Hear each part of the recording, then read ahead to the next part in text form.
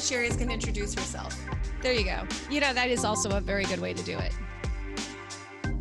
I'm all about low stress. Okay, so that's what I'm going to do. That's actually going to be the best thing. Okay.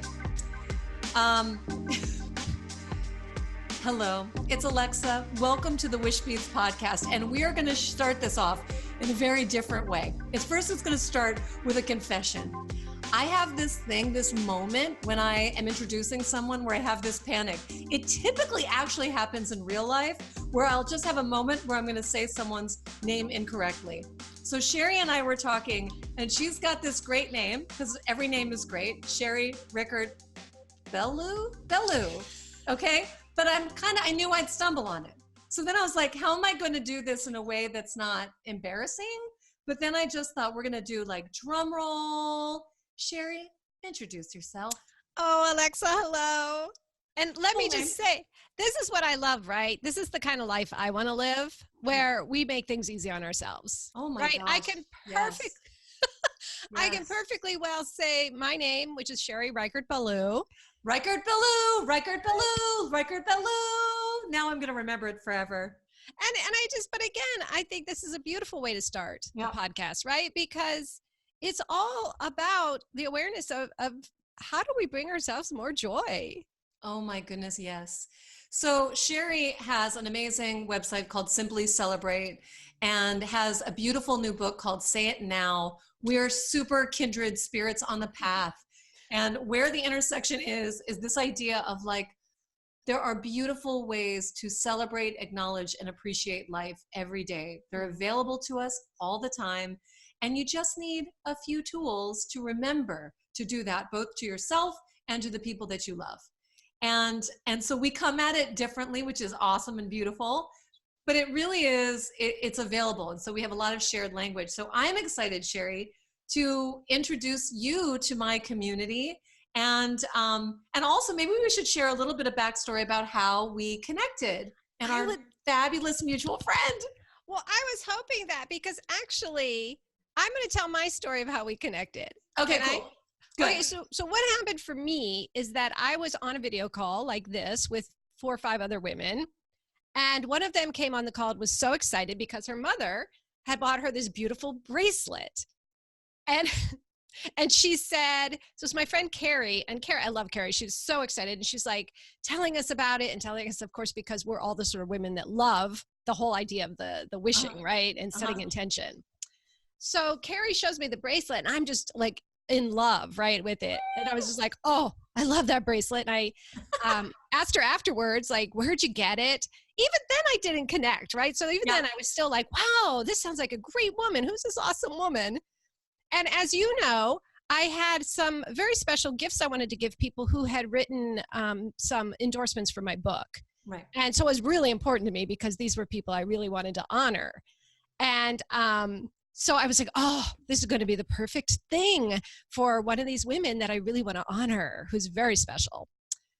And then when I went to your website to order it, I was like, Alexa, like, since we were both published by the same publisher, right? I knew you. I knew your work. Yeah, I know.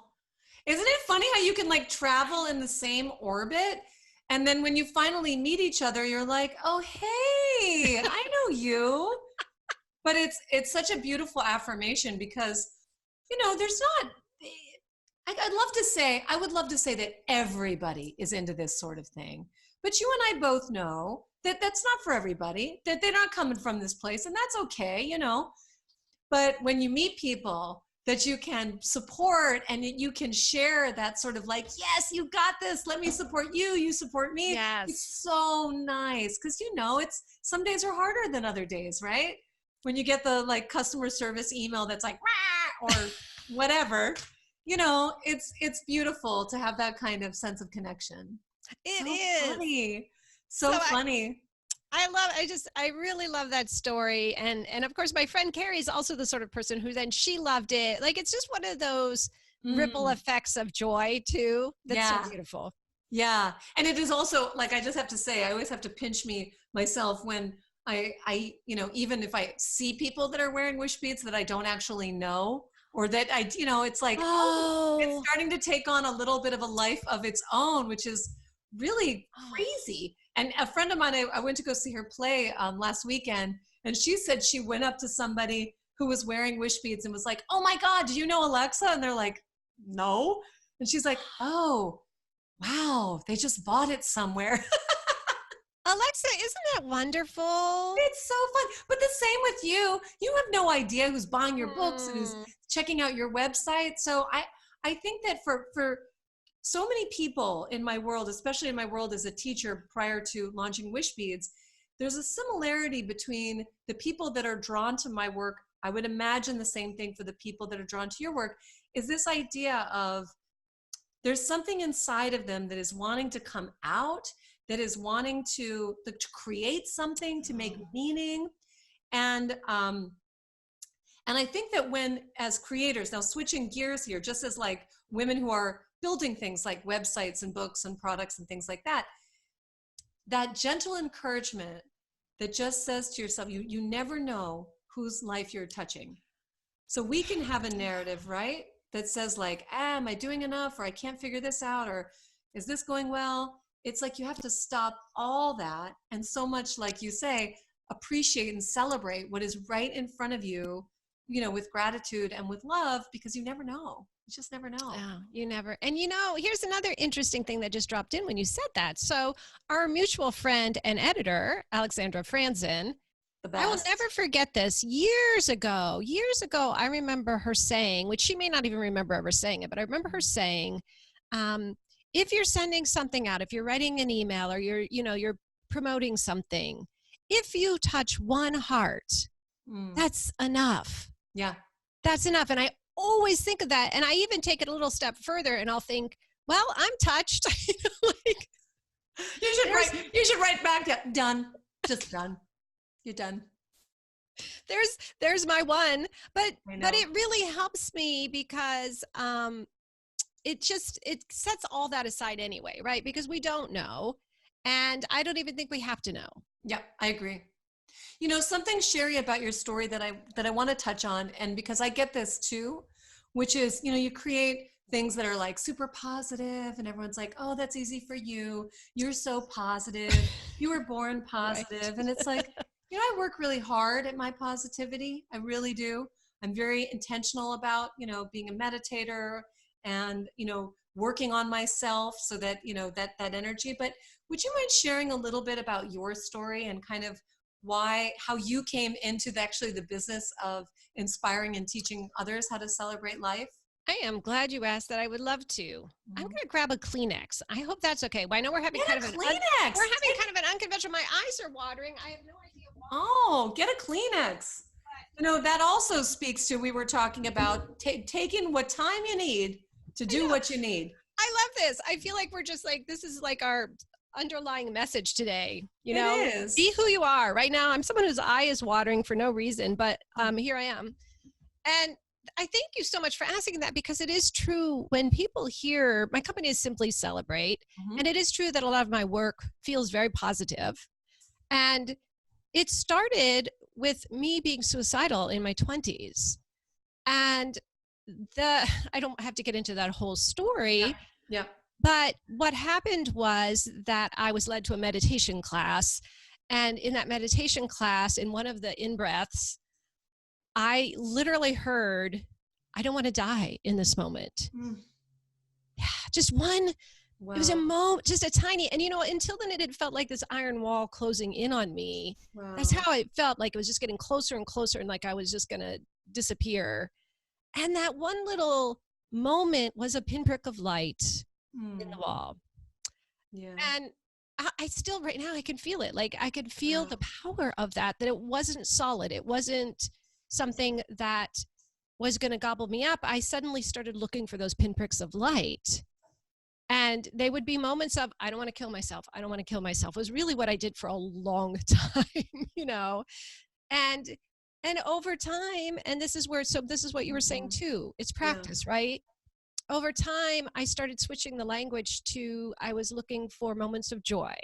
And I would keep looking and looking, and then all of a sudden it hit me like, oh, I could create them. I don't have to just wait for them. Yes. Yes. Another Yes, yes. big, but the biggest piece of all of this, and this is where my company really grew out of so much, was when I finally got out of my own head, out of my own, like, what's wrong with me? What's wrong with me? I should be dead. I don't deserve to be here. All of that. And I looked around and I saw how many people are in the dark. I know. I know, right? I And know. that's what really changed it for me, is when I realized everybody needs light, Yeah. and I'd been practicing for so long Yeah. that I knew I could help people find, and if people could have one moment of light, Yeah. that can turn us in a whole new direction. Oh my gosh, so beautiful. Oh. And I thank you for sharing the honesty of that. I am touched by your story so much. And I think that we live in a time where there's so much confusion, and probably it's always that being on the planet from the time, from the beginning, it's been this dance between the light and the dark. So I don't know if it's this time, it's every time. We've gone through hideous times in the history of this planet, but it's the stepping back and recognizing that personal power to find that prick of light, to find that like moment where you can say, I can get help, I can shift the thought, I can find the grace, I can find some ease, I can find the joy, like work your way up to joy. And I think, because I think it's so easy to be like, oh, it's good for you, happy people, but what about my hideous like illness or divorce or blah, blah, blah, blah. But I think, again, you don't know what people are going through, and everybody has a story, everybody. And and I think that what gives me hope and keeps me going and evolving and showing up day to day is this idea that while there are so many things that are beyond our control, there is always, how do we show up in the world? We are in control here. And what we choose to focus on and what we choose to celebrate and what we choose to pay attention to, and being mindful of all those tiny little adjustments that you can make that can bring you from that place of overwhelm to just a little bit more joy, you have to do it. You have to do it. Or just try it. Just try it. Alexa, just everything you're saying is so yes. And I feel the need to return. I know this is going to sound silly, but I'm going to return to these two small moments that we've had together. We've hardly spent any time. But we're old friends. We're past life. But I'm thinking, so those moments where we just were like, oh, why don't I just say my name? Or, you know what? I know we're in the middle of this video, but my eyes watering. I need a Kleenex. Right. There was a time where I would have sat here suffering. Right. Being uncomfortable, like, oh, I can't, right. Can't do that. Can't get up in the middle of a conversation like this. And so they're small things, but they're actually not, because I think what they point to, what we're all going for, I think, is exactly what you said, which is this consciousness about how do I bring myself joy in this moment? And it's going to sometimes be things like that. Yeah. It's going to be like, well, I need to tell my friend that I'm exhausted and I need to go home and sleep. Right. Whatever. Right. And I have to tell you, it also comes a lot with age, in the sense that like, I too would be concerned that if I said it, would stress out about saying your name incorrectly. And then if I didn't say it right, it could be like, I'd get all worked up and I'd have to redo really, first of all, like a real human moment is always more enjoyable. That's why, people love the videos and the things, because I teach people how to be confident on camera. So that's a whole other business I have going on. But I was a teacher. I mean, I've been teaching online courses for like 10 years, but I keep on teaching my students, like, people actually want to see you being real. You think that they want to polished and poised, and I know every word, and I look like, a newscaster or something. No, people don't want any of that. They don't want any of that. They want you in clothes that are comfortable to you. There's some best practices, but they really want you. Even the moments when you mess up or you make funny faces, that's the part that makes you beautifully, deliciously human. Right. And it's not, obviously, I know you know this, I'm preaching to the choir, but it's not just on camera. It's not just Right. when we're doing things. Right.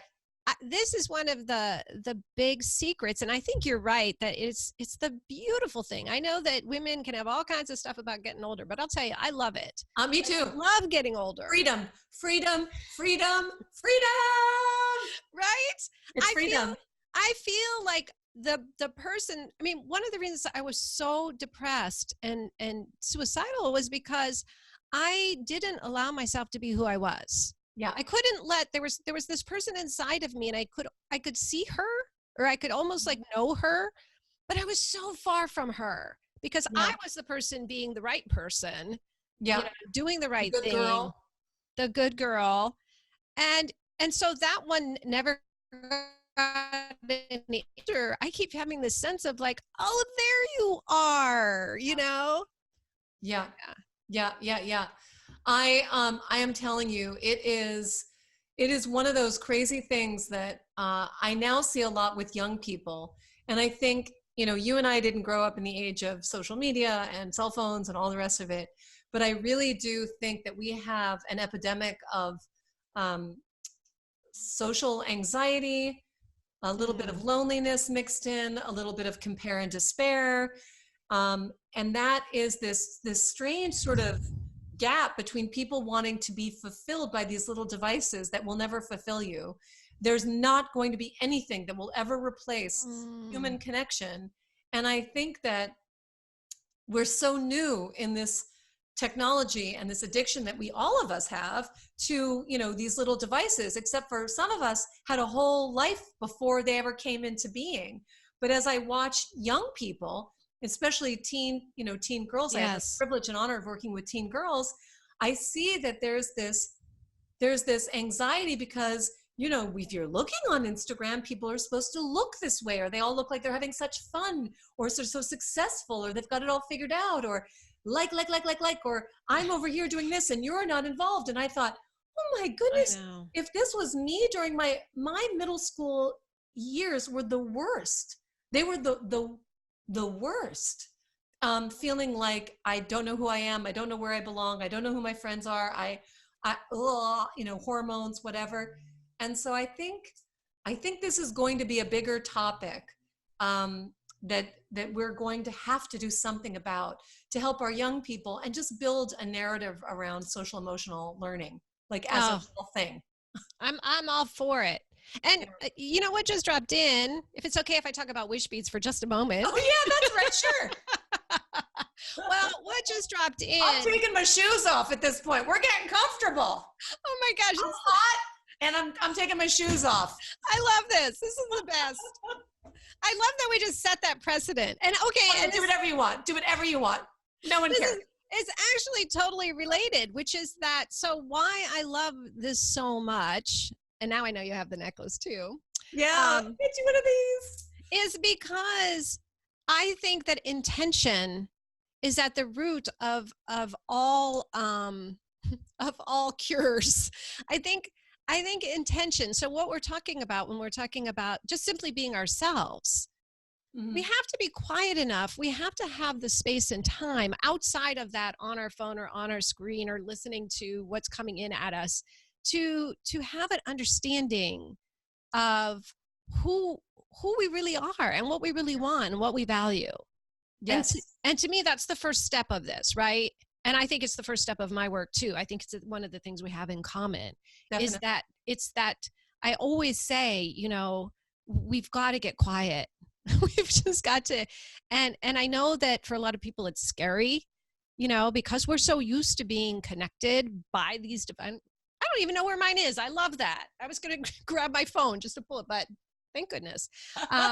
We're so used to being connected. Mm-hmm. And I just love that what both of us are inviting people to do, and I suspect for you it's the same as me, I invite this into my own life more and more, which is how do I really find the place where I can get quiet enough to know what I want, to know what I wish for, so then I can take the steps to start creating it. Oh my goodness. Yes, yes, and yes. And of course, you and I both have a meditation practice, so that is quiet. I also want to share with you something I just discovered last week when I was in Ooh. Washington. And that is, I went to like the Swedish museum. That wasn't a museum. I think it's a new embassy in Washington. Doesn't matter. Anyway, I stepped into this exhibit and they were talking about sort of Swedish concepts. One of the Swedish concepts that they mentioned was something called Fika. Have you heard of Fika? I have not. You're going to love it. Anyway, Fika is the act in the afternoon of having a little coffee or something, hot beverage, something sweet, and a little conversation. And I was like, I love this. This is kind of like having high tea or, you know, nobody smokes any, well, if you smoke, P.S. you shouldn't smoke. But anyway, but like, you know, the classic smoke break or whatever that I said to my family, I was like, we have to do Fika. Like this, we have to make a high priority where we have a little afternoon something. So actually, Sherry, with you now, because I invite you to get your own Fika. So right now I'm having a cup of tea in a pottery that I love with a little biscuit from Trader Joe's that I love and more pottery that I love. And we're having conversation. It is 4:41 in California, although it's so dark, you would think it was like the midnight. But anyway, this idea of Fika, like just as a thing, like it should be a thing, is such a thing that I love because, you know, as a super busy mom, entrepreneur, running two companies, whatever person, it's so easy to just like jam every minute. Ba, ba, ba, ba, ba, ba, ba. I know. But the celebration, you know, so simply celebrate or say what you like, the communion of making that a priority and making it a daily practice, I think is almost as important to me as my meditation practice. I love this. Fika. I love this. As soon as you said it, I thought, oh my gosh, I want to get on with Alexa every free afternoon and just have Fika. like We should do that. We should do like virtual Fika. No, but the point is you have to do it in real life. Oh, okay. IRL in real life. IRL. I love that. That is beautiful. I'm so glad you shared that. And I want to share my favorite. Oh, thing. do. So I have had a practice for maybe 5 years now that I take myself to this little cabin. It's just a one-room cabin. There's no internet and there's no phone service, which are great. And I just take it. It's only 24 hours. Like it's just a 24 hours offline, off the grid. It has changed my life. How often do you go? I go 4 times a year. Nice. Quarterly. I do it quarterly. Sometimes, like if I'm like when I was writing my book, I might go extra, you know, to do that. But the biggest part of it for me is to get quiet and listen. And that's where all of my intentions come from. All of them. Everything comes to me there. Like, you know, relationships that I may have sort of neglected are suddenly on my mind. You know, book titles of future books. It's magical. That's awesome. I was having like a moment where there was just like so much happening, and my husband for my birthday gave me, I want to say it was like 4 days in the cabin. It was in the Santa Cruz Mountains, and there was it was in a Buddhist retreat center. I'm not Buddhist, but whatever. It was in a Buddhist retreat center, and there was a silent meditation happening. Like a guide, like a whole group there in a silent meditation. So while there were I had my own little cabin, you know, silent. And then there was other people around, you know, nobody was talking to each other. That's the point. And one time, you know, and I brought like a puzzle and I listened to it. 4 days was a little too long for me. I'm a talker. But anyway, I like your 24 hours. That's a little bit more on par with my, you know, my thing. But anyway, there was one moment that I'm walking from the cabin, like through, like down this public pathway, because I think I was going to go for a hike, and a snake slithered in front of me. And I didn't scream. I did one of these like Edward Monk silent screams. It was so ridiculous. I was like, ah! To like a person. You do that so well. I was like, ah! Oh my my gosh, it was so funny. Oh my gosh. But it's funny. I have to be in nature. I have to get away. I have to get out of the city. And you live in San Francisco, right? You're based in San Francisco. Yeah. I do. So you have that same sort of thing where it's like, it's California, but you're still in a city. And so you know, even though I'm in Santa Monica, and it's definitely, it's beachy urban, but it's definitely urban. And so, you know, just getting out in nature and finding that connection or commune with just a different rhythm. Whoa, so important. So important. I love that. I didn't know what we were going to talk about today. Me neither. And I'm so pleased that this, because to me, again, you know, we didn't talk about this really. We were just like, hey, let's get on, let's talk. Do it.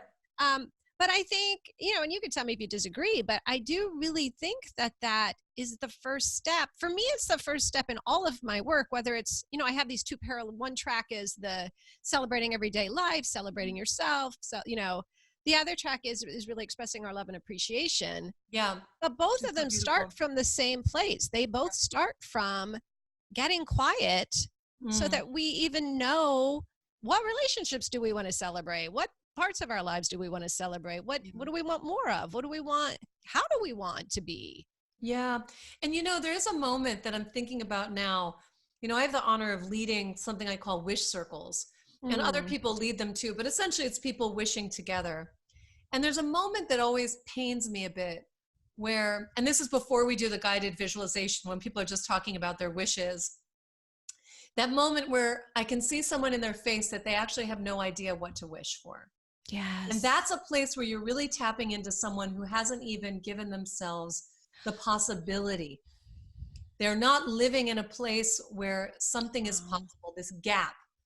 And, you know, you're talking about earlier when you shared about your depression, this idea of the walls closing in on you, you know, that's a very real feeling. And so wishing and intention setting can feel very much like a luxury that some people can't afford. You've gone through tough stuff. I have myself have gone through tough stuff that I'm, you know, not really public about, but everybody has hit a place where you then have to make a decision to just have just a little bit of compassion for yourself and a little bit of curiosity, just to see what happens, you know, just to see what happens if you just smile at 3 strangers during the day, you know, if you just try doing Fika, just try it, even if you think you have no time. How does it make you feel? You know, forget the diet, put something nice, just something that is going to make you feel like it's a treat, whatever that looks like to you, if it's an orange.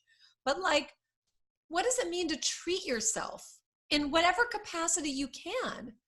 You know, it's amazing how much we, especially as women, we will push away those opportunities and do for others, thinking that there's going to be some mysterious time when someone's going to grant us the ability, you know. I know. And like you were talking about before, nobody is giving it to you. Nobody. No, right. But here's the other thing about what you're saying that I think is so important. And I have seen this too, because I do circles where we make love lists for people. So we'll make lists of reasons why we love people. But I see what happens is because we're in this world of like, everything is coming at us and it's busy and we don't have the moment to think. When we do have a moment that's granted to us, we think we need to be some superhuman person at whatever it is, right? Like people will be like, I don't know, I can't think of anything. I'm like, well, that's okay.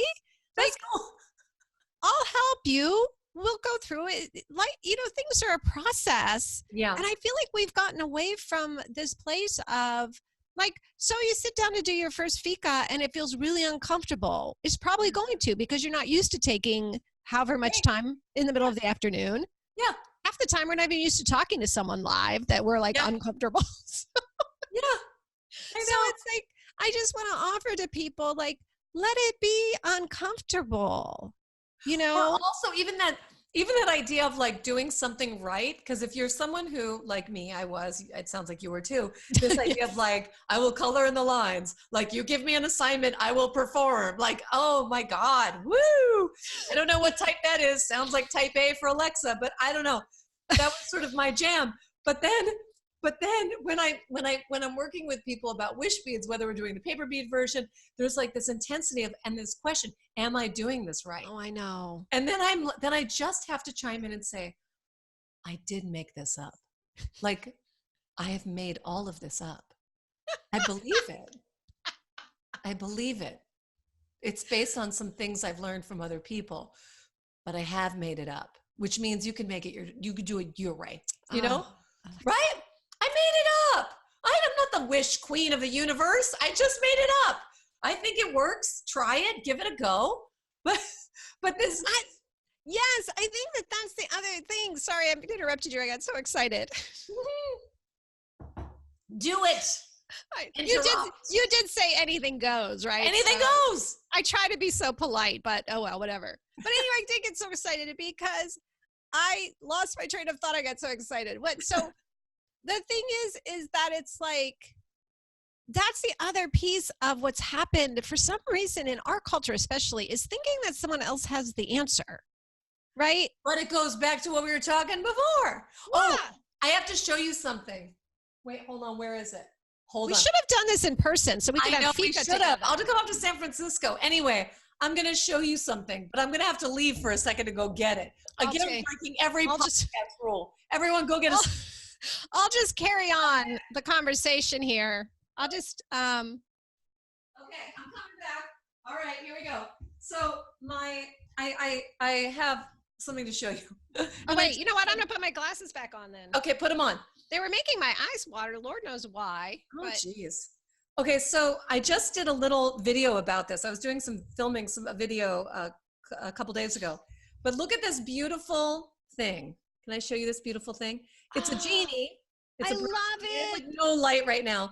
And it's a brass lantern with this statuette of a genie coming out of it. You can see it better over here. I love it. Yes. Okay, so the point of the video is that the classic story of wishing has to do with finding this lamp. Now, my husband he's always loved this saying called new lamps for old. New lamps for old. And I think it's from, that's how he would say it. New lamps for old. He's a very strange guy. Anyway, who I love. But new lamps for old is this idea that there is a story. And we were going to record a podcast together and I was actually going to hear it. So I'm kind of giving it away. But the idea would be that people are searching for these lamps. They're looking for the genie. They're looking for the genie. They're looking for the genie, rubbing the lamp, not that one. New lamps for old, new lamps for old, looking around for these lamps because they want the genie that's inside. But the key is that you are the genie. Oh. You're the genie. No, that wasn't the story. The story is that my take on it is that we all believe that someone outside, something, so maybe it's a person's going to make you happy, or this amount of money is going to make you happy, or a new house is going to make you happy, or your kid's going to do this and then it's going to make you happy. This thing that's outside of us is going to grant us this feeling, this, oh my God, my wishes come true, when that is not true. You are your genie. Oof. And wish beads, is not they're not magic. You're magic.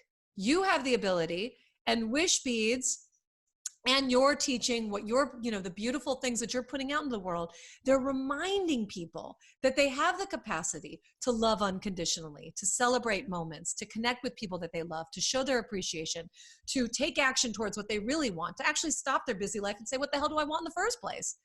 And I was so moved when I saw this. My grandmother actually just recently passed away, and this was hers. And when I saw this, I thought, my goodness, that is the ultimate reminder. If you are unhappy, what a great teacher.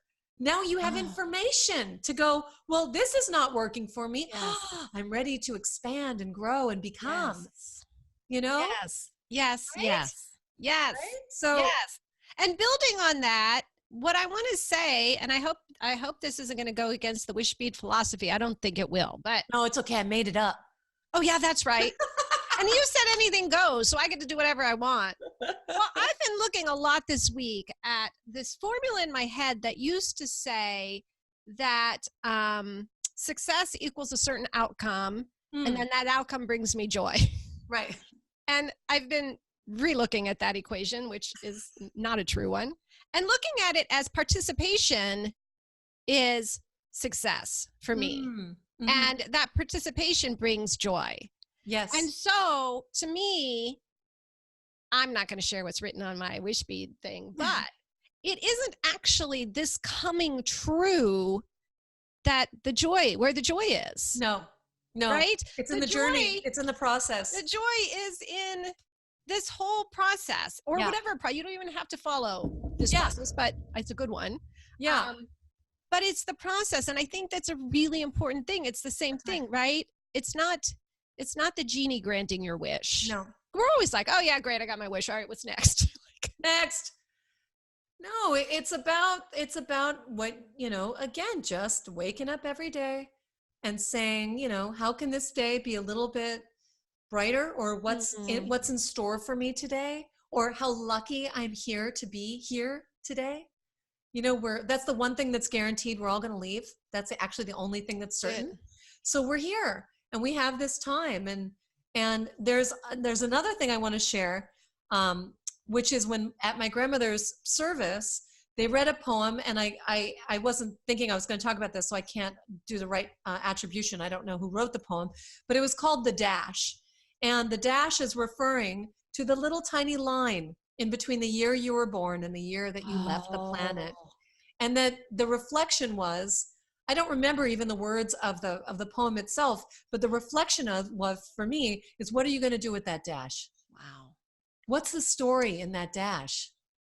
And I know that if you are showing up every day and just living life, appreciating life, being aware of, the color of the mist as it rolls in, or, the smell of coffee when you walk by that like coffee shop, just the smell, it's free, just the smell, or, just smiling at someone as you hold open a door, these little moments, that's your dash. Like, that's living life, putting yourself down 24/7. That's not living life. That's torturing yourself in this life.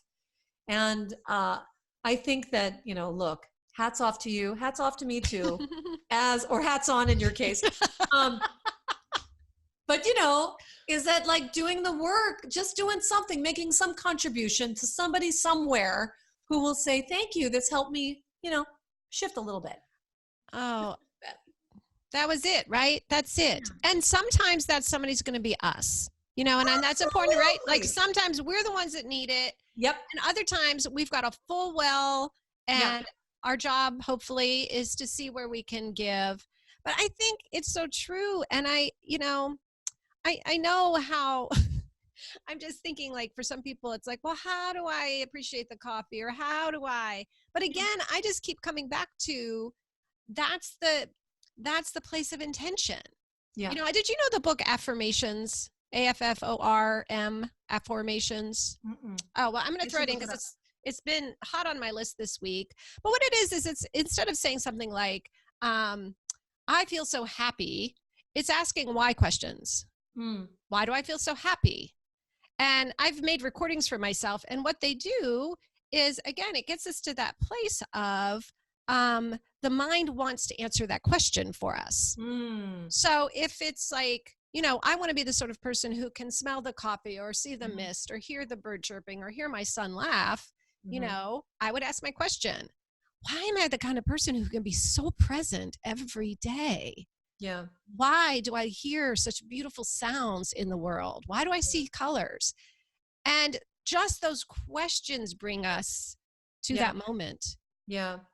We have a practice. I take karate my whole family takes karate, and our sensei starts every class with, tell me something good that happened today. Oh. And it's really something that now we do whenever I pick up the kids from school, or we're talking at the dinner table. That's like, what's one thing today that made you smile? Not like, how's Spanish class, or like, did you turn in that paper, or whatever, the things that you're doing, but like, what made you happy? And I actually really appreciate it when they ask me the same thing. That like, what did make you happy today? And because I can be really hard on myself. As positive, like a Pied Piper, I can be, in happiness and intention setting and wish creation. There's also so many things that we put on our plates, that aren't just on our plates, that we put on our plates. And it is easy to get just sucked into the rabbit hole of just producing or doing or goals or, you know, judging and blah, blah, blah. And I'm so much more than my to-do list, and life is here to be enjoyed. And I find that when it's a concept, but when you do those tiny, deliberate, intentional practice, which is inherent in Wishwork, the whole idea of like 21 days of super crazy, simple things, just that little shift, that little new experience then starts to encourage you to make bigger jumps, you know, bigger things. Like I'm starting, hopefully, I think maybe in March, I have to see when I'm signing up for, but I finally signed up for like a ceramics class at the local community college. So it's like not one day, it's like a real commitment. Yeah. I've been wanting to do that for maybe 15 years. Wow. And I never thought that I had the time or whatever. It's mostly time for me. And I just thought, forget about it. I know that turning off my brain and sitting in front of a pottery wheel or learning how to make sculptures, or I don't even know what I'm learning, but it's so long. I got to learn a lot of things or make a lot of gifts. But I'm so psyched to prioritize that, you know, and to see what happens as a result, because there's not going to be like some magical time that suddenly it's going to be like, now you're retired. You can take all the fun courses you want. Forget it. I want to make not pottery gonna happen. now. I know. Please, I'm so happy that this conversation landed there, right? Because of course, you know this, my whole tag is, you know, don't wait, say it now. Wait, say it now. Because it's the same thing, right? We think there's going to be some magical time. Oh, well, when my husband turns 50 or 70, I'll do something grand. I'll throw my love in, you know, when my kids are this, when the wedding, when it's here now. It's here now. It's here now. And this is, it's here now. I mean, it's what we've got. Yeah. It's really, and that's the biggest message. I think if I could, you know, if when I leave this planet, if people say one thing, it's that, you know, that they really got from me, that, you know, say it now, celebrate now, do it now, do it now, find the joy now. And I so appreciate, I'm so happy. My happy thing today is getting to see you and getting to meet you. This is awesome. I'm so happy we did this. And also your genuine love and enthusiasm and support. I mean, man, oh man, I so appreciate you sharing Wishbeads with your community, with your friends, with the people that you know, so admire and respect. And I also just feel so honored to be like part of the Tiny Press, you know, group of amazing tiny book authors with Alexandra Franzen. And I encourage my listeners and viewers to find you at simplyscelebrate.net and to get your book, Say It Now. And I'll have links on all the show notes and everything so everybody can find you and follow you and celebrate in life and say it now, because now is what we've got. I love it. I now love is what it. we've got. So do it now, people. Tomorrow is not guaranteed. It is not. So you better you could do your Fika anytime you want. Anytime of day. You could just have like Friday could just be like Fika day. Fika day. I actually set the intention. I'm going to confess. I did set the intention to do fun Fridays. I told my friend Kim, I'm going to change my schedule. I'm going to make Fridays just all fun. Now this was really fun today. I did do some work. I did do some meetings. But I think I'm actually scheduling that ceramics class. It's like 5 hours on a Friday. And I'm like, well, there you go. That's Fun Friday. So it takes sometimes a little bit of massaging, but you can make it happen. Oh, I love it. And I'm so glad you brought that up. And I just hope that what people take away from this is like, grab a Kleenex if you need to, take the ceramics class, have someone else announce their name. Yeah. Just say no to the things you don't want to do. Say no. And say yes to the rest. Say yes to the rest. Just make it easy. Yeah. Make it easy. Yeah. Yeah. Alexa, you're just wonderful. You're wonderful too. Yay. Well, what a joy. Thank you so much. And thank you to all my Wishbeads listeners and fans and friends. We so appreciate you. And I'm just honored to have you on the podcast. It really is a joy. And I can't wait to meet you in person. I'll have to tell you when I'm in San Francisco so we can get together. You betcha. You betcha. Thank you, Alexa. You're welcome. Bye. Bye.